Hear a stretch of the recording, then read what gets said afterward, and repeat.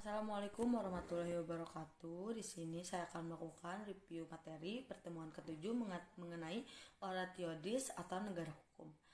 Negara hukum menurut Sudargo Gautama mengatakan bahwa dalam hukum administrasi inilah terletak sendi-sendi utama suatu negara hukum. Apakah suatu negara mewujudkan cita-cita negara hukum atau tidak? Dan pertama dapat dilihat dari penyelenggaraan hukum administrasinya. Negara dapat disebut negara hukum apabila negara tersebut memenuhi sejumlah persyaratan. Pertama-tama, dalam suatu negara hukum terdapat pembatasan kekuasaan negara terhadap warganya.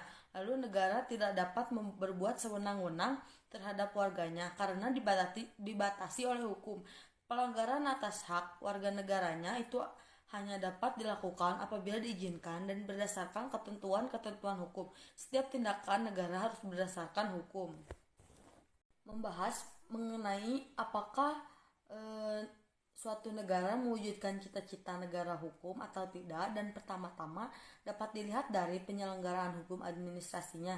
Negara dapat disebut negara hukum apabila negara tersebut memenuhi sejumlah persyaratan. Negara hukum model Immanuel Kant dan Fichte ini dirumuskan semata-mata untuk mempertahankan dan melindungi tertib sosial ekonomi yang berdasarkan asas laissez-faire.